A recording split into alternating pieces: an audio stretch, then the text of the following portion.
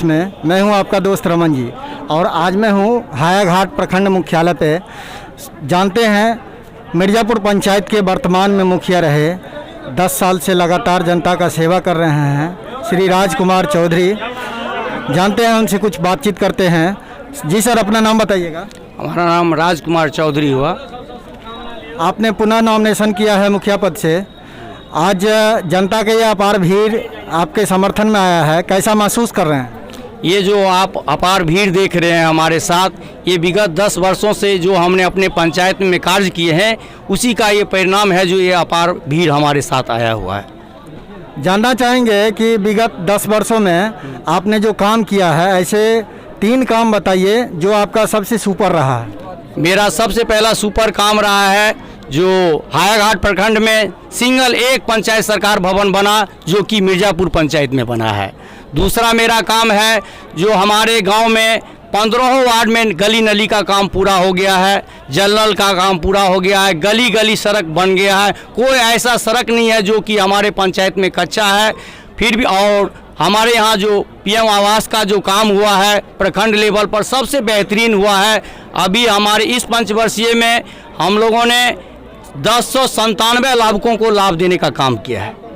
जी, लेकिन हमारा टीम और मैं खुद जाके आपके पंचायत में सर्वे किया था, तो वहाँ जाने के बाद ऐसा परिस्थिति हमको देखने को मिला, जल जमाव का एकदम विकट समस्या है। उस पर क्या कहना चाहेंगे? जी, जल जमाव समस्या जो है हर एक पंचायत में, ये न कि मिर्ज़ापुर पंचायत में, पूरे बिहार लेवल पे, जिला लेवल पर भी जल समस्या का निदान अभी नहीं हो पा रहा है, क्योंकि नाला बनाने में जो ग्रामीणों द्वारा कहीं कहीं कठिनाइयों का सामना करना पड़ रहा है। इसके कारण जल निकासी नहीं हो पा रहा है जो जल समस्या का कारण है। लेकिन मैं जनता के बीच में यह आश्वस्त करना चाहता हूं जो हमारे पंचायत में सभी तरह का काम पूर्ण हो चुका है। सिंगल एक जल निकासी का जो समस्या बना हुआ है, इस पंचवर्षीय में अगर जनता हमें आशीर्वाद देती है तो इस बार मेरा पहला लक्ष्य होगा जो जल निकासी कैसे होगा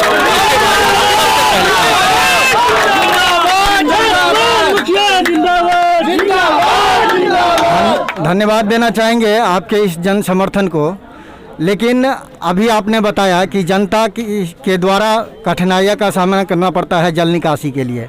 क्या आपको विश्वास है कि आगे जो अगर आपको जनता पुनः आपको जिताते हैं, अपना समर्थन देते हैं, आशीर्वाद मिलता है आपको, तो दोबारा आपको ये कठिनाई का सामना नहीं करना पड़ेगा? कैसे आप बताइए? जी, पंचायत में तो जल निकासी की समस्या होती है और कठिनाई भी होगा, लेकिन जो ये विगत 2 वर्षों 3 वर्षों में जो जनता ने ये कष्ट झेला है, इससे हमें उम्मीद है कि आगे ऐसा कष्ट नहीं होने देंगे हम, और जनता उसके साथ खड़े, हमारे साथ खड़े उतरेंगे और ये जल निकासी का समस्या हम दूर करेंगे। आपने बताया जनता को में नौजवान है, नौजवान को किस रूप में आप देखते हैं और कैसे उनको लेके चलेंगे? नौजवान हमारे साथ विगत 10 वर्षों से है और मैं उम्मीद करता हूं जी इस पंचवर्षीय भी सारे जवान हमारे साथ रहेंगे और मैं जवान के साथ में अच्छी व्यवहार बना करके रखता हूं। उसी का परिणाम है आज जो इतने नवयुवक हमारे साथ में हैं। आप अभी तक आपने जो काम किया है, आपका बेस्ट परफॉर्मेंस रहा है, उसके बारे में बताया। अब जानना चाहेंगे कि अगर आप जीतते हैं, जनता का समर्थन मिलता है, तो ऐसे 3 काम का चर्चा कीजिए जिस पे आपकी प्रमुखता रहेगी, जो विगत 10 वर्षों में आपने नहीं किया है, वो काम बाकी है। सबसे पहला मेरा प्राथमिकता रहेगा जल निकासी का, जो मैंने पहले भी बताया है, जो कुछ कारणवश मैं ये नहीं कर पाया जिसका मुझे बहुत दुख है, लेकिन पहला प्राथमिकता के रूप में रहेगा मेरा जो नाला निर्माण करके जल निकासी की समस्या को दूर करना। दूसरा समस्या है जो डीलर के द्वारा जो उचित मूल्य पर अनाज नहीं दे करके जनता को जो शोषण करते हैं, उस पर मैं इस बार पूर्ण रूप से प्रतिबंध लगाऊंगा। जो सरकार के द्वारा निर्धारित मूल्य है उसी मूल्य पर उनको अनाज देना होगा। यह मेरी दूसरी प्राथमिकता होगी। तीसरी प्राथमिकता होगी जो शिक्षा का स्तर जो सरकार लेवल पर या पंचायत लेवल पर जो गिर गया है, उस चीज़ को सुधारना मेरा तीसरा प्राथमिकता रहेगा। धन्यवाद आपका। लेकिन पूछना चाहेंगे कि विगत 10 वर्षों में आपने इस समस्या पे क्यों नहीं ध्यान दिया? समस्या पर ध्यान दिया गया है, लेकिन कहीं कहीं कुछ कठिनाई ऐसी होती है जिसके कारण हम लोगों को थोड़ा चुप रहना पड़ जाता है। मान लीजिए जो पहले जैसे सरकार के द्वारा निर्धारित मूल्य 13 रुपया है एक यूनिट लेने का।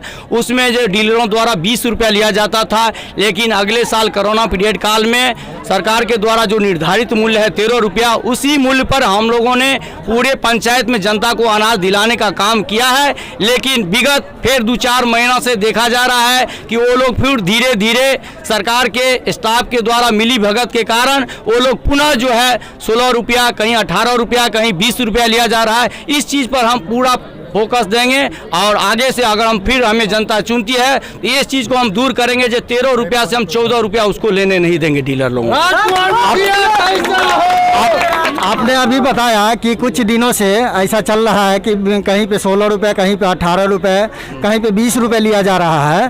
तो जानना चाहेंगे कि जनता के बीच में आपने कुछ जागरूकता अभियान चलाया कि नहीं देना है, उचित मूल्य पे दें। 13 रुपये जो सरकार का किया गया है, निर्धारित है मूल्य, उस पे लेने के लिए जनता के बीच में गए क्या? जी, जनता के बीच में गए। उसी का परिणाम है जो 8-10 महीना तक जो है 13 रुपया में दिया अनाज, लेकिन बाद में धीरे धीरे जो उसको बढ़ा करके पुनः जो है जनता को डार्क में रख करके या जैसे भी हो, या जनता की उसमें कुछ कमी है बुझने में, जिस कारण भी हो, लेकिन 16 रुपया 18 रुपया लिया जाता है। मोटा मोटी कहा जाए तो जनता में जागरूकता की कमी है और जागरूकता फैलाना पड़ेगा।